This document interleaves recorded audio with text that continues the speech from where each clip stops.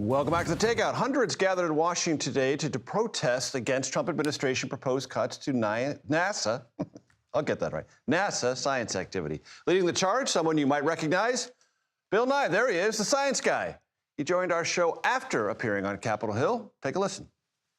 Bill, you're here in Washington. NASA is your focus today. Proposed budget cuts. What's the deal? So somebody in the administration wants to cut NASA budget 20%, cut NASA science budget almost 50%. You said someone. Are you not sure it's President Trump who wants to do that? Oh, I don't think. No, I don't. Seriously, everybody, I don't think it's the president.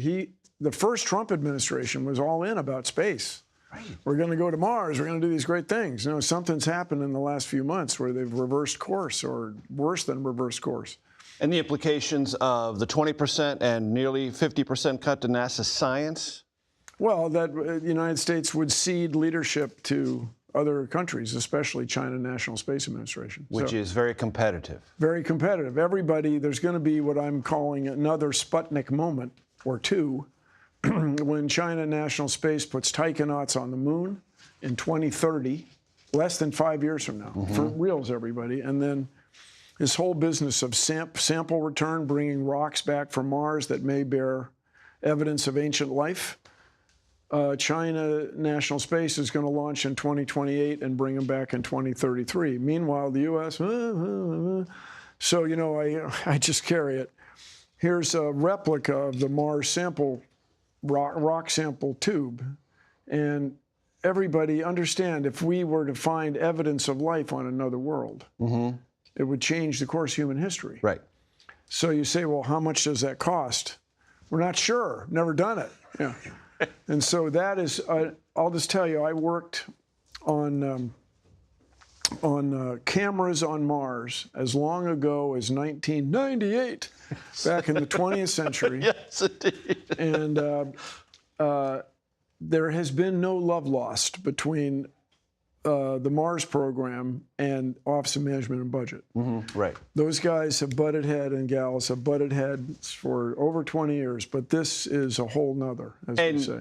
If I understand you correctly, Bill, the question isn't how much it costs, it's how much is it worth?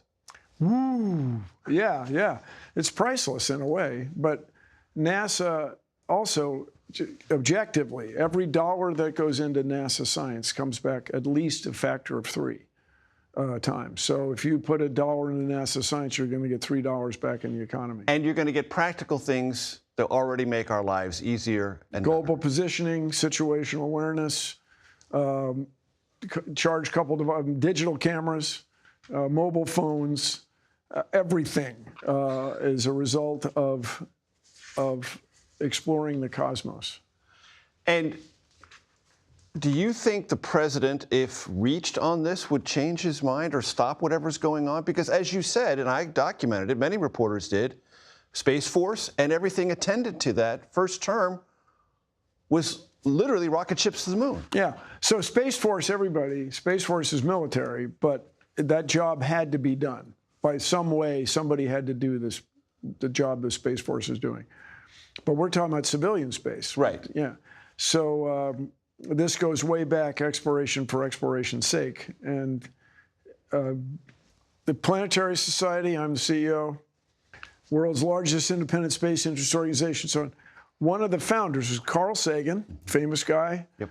Lou Friedman, who's an orbital mechanics guy at Jet Propulsion Lab, and Bruce Murray. Bruce Murray was the head of the Jet Propulsion Lab during the heyday of Voyager, that's still going with the golden record, and Viking, the first landing on Mars. And famously, people would say to him, why are you guys sending these spacecraft out there? What are you going to find?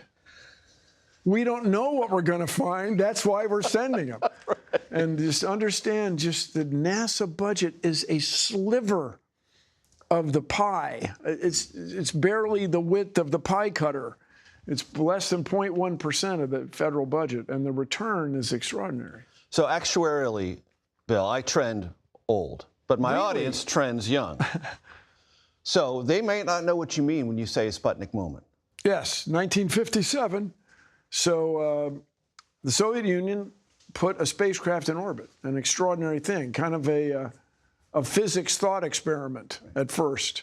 but it turned out to be possible. And then we all went outside here in Northwest Washington and watched this glowing light go overhead for a long time, several years after that. And this changed the world. It changed the way people felt about space, because the phrase you'll hear is the ultimate high ground. If you have weapons in space, then you could exercise influence. Right. And in a sense, not changing the subject from NASA, but space is militarized in many ways. You know, global positioning systems are military gizmos, and everybody talks about intercontinental ballistic missiles. And space has a lot of spy satellites and so on. But we gather information and transmit information entirely in space. All the time. We rely on space assets. This broadcast is going someplace on satellite, right? And that's a result of both military investment, but mainly, you guys, civil investment.